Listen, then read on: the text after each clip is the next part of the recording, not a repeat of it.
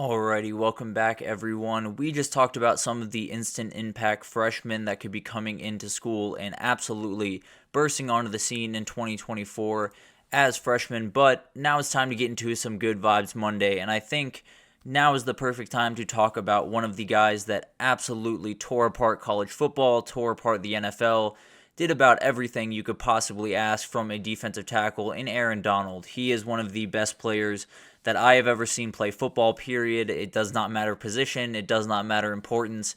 This guy was just absolutely dominant throughout his 10 years in the NFL, and even before that, throughout his time at Pitt. So let's go through his kind of journey throughout his career because it is an absolute incredible one. First of all, to start, he was a three-star prospect out of the 2010 class, in Pittsburgh, Pennsylvania.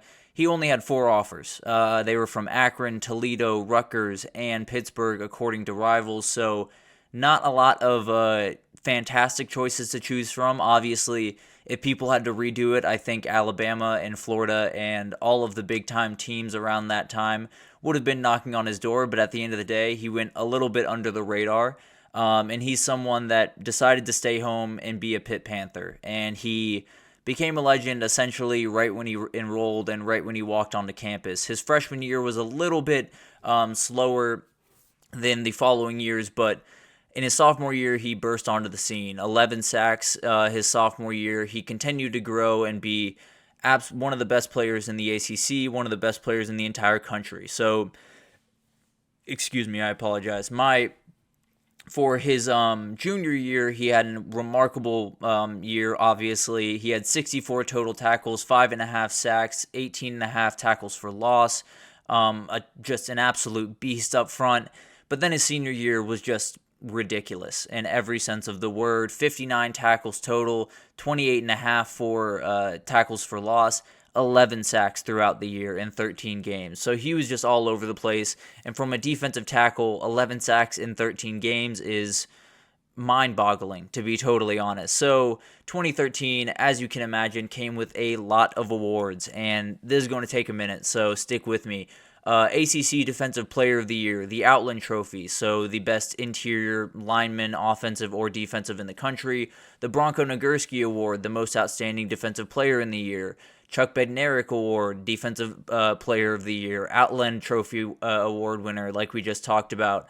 Lombardi Award winner, Most Outstanding Lineman or Linebacker. This dude was just all over the place. He had probably a million trophies coming in the mail around 2013, and he earned them all. He was just an absolute beast, was an All-American a number of years, and just dominated during his time at Pitt and really put himself on the map, coming from having only 4 offers to being the 13th overall pick to the St. Louis Rams. And that might sound a little bit weird to anyone that is a little bit younger, but in his second season, they would move to their now home in LA, and the legend started right when he walked on the field. This dude was Defensive Rookie of the Year in 2024 while in St. Louis with the Rams, and then just continued rolling, really. He did not stop even for a minor pit stop in his career. He was a 10-time Pro Bowler, so every single year of his NFL career. 8-time first-team Pro Bowlers, or All-Pros, is just insane over a 10-year career. He went a 7-year stretch from 2015 to 2021 where he did not miss the first-team All-Pros once. I can't fathom that. And then obviously a 3-time Defensive Player of the Year in 2017, 2018, and 2020.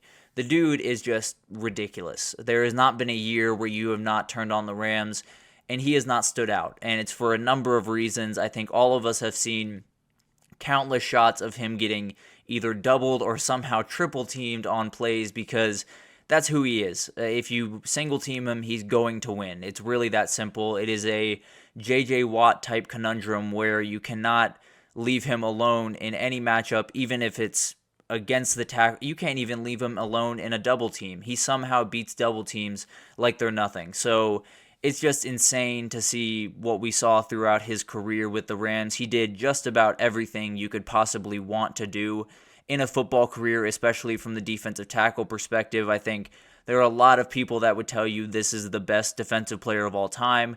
I still tend to go Lawrence Taylor. I think there's something about him that was just different than everyone else.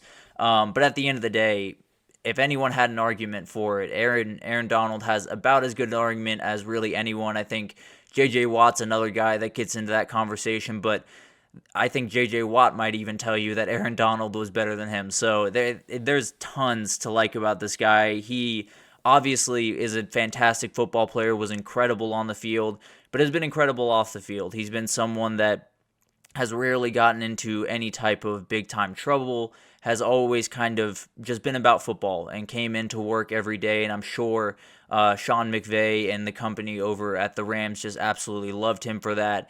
He's someone that was really as important as you can possibly be at the defensive tackle position. He was someone that you would be lining up who you think is going to win every week, and you think, well, Aaron Donald's going to make a couple of ridiculous plays, so maybe the Rams can pull off some games that in the past, before 2020 when they went absolutely crazy, that they probably would have lost. He was a big part of the reason that they did not in those scenarios. But let's go through his career stats because they're just bonkers over a 10-year career. I just don't get it. But he had 543 tackles, so about 54 a year, just insane. 111 sacks throughout his career, 24 forced fumbles with 7 recoveries, and then 21 pass deflections, which is really incredible for someone that coming into the league was a little bit undersized, is definitely on the shorter side for a defensive tackle, but at the end of the day, did not impede his ability to do really anything on the football field. So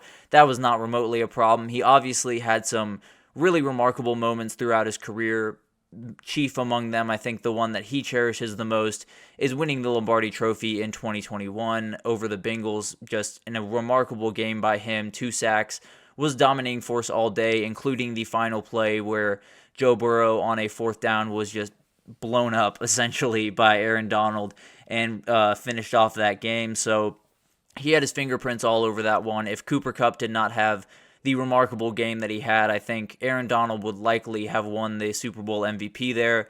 I'm sure there are some people that argue he should have, but at the end of the day, I think he's more than fine just being a Super Bowl champion. But his career is, in my opinion, pretty much as close to perfect as you can possibly get it. Obviously, you want to win as many titles as possible, but you dominated, you go to your hometown school in Pitt after being kind of under-recruited. You dominate for 4 years, get drafted high, dominate for 10 more years at the highest level, do everything that you can possibly do, essentially. Very few things were left on the table in this career. And then you retire at the top of your game, and you get to go enjoy your life. You get to go enjoy your family and do all the things that I'm sure he was kind of not being held back from doing, but there's a lot more time for him to kind of enjoy all the things around him outside of football more now. And I think this is something, obviously, that has been in talks since they won the Super Bowl in 2021. There were rumors, and I thought this was some interesting timing for sure from his perspective, but at the end of the day, there's no wrong time to there's no real right time to walk away from the game, but also there's no wrong time. Whenever those players feel like it's time for them to hang him up, they should hang him up and walk off into the sunset, and it looks like that's what Aaron Donald's doing. But the good news for us is we will definitely be able to see him again throughout. I'm sure he'll be at a number of Rams games throughout the next couple of years.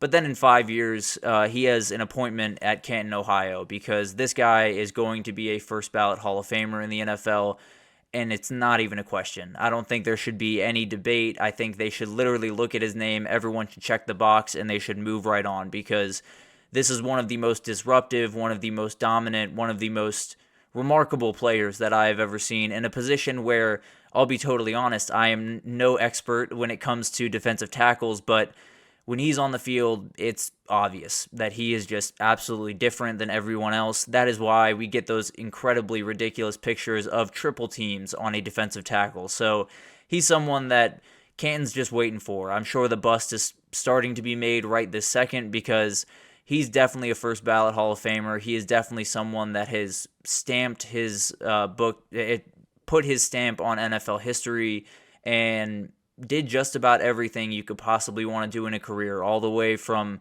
winning Defensive Rookie of the Year to winning a title. So incredible career from him, someone that defined the NFL in so many ways over the last decade, but also defined college football during his time at Pitt, and became one of the Pitt legends, and there's a lot of them. I mean, between Larry Fitzgerald and Tony Dorsett and all of these incredible players that came through Pitt, he is right up there with them, and he might be chief among them. So just a remarkable player, and someone that I'm going to miss watching on Sundays, I won't lie, but more power to him. Hope he has a remarkable retirement, as he had a remarkable career, and enjoys this time where he gets to finally sit back and take a little bit of a break. But that'll do it for this edition of the GSMC College Football Podcast, presented by the GSMC Sports Network. Your support means a lot to us, so please remember to subscribe to the show, leave a positive review.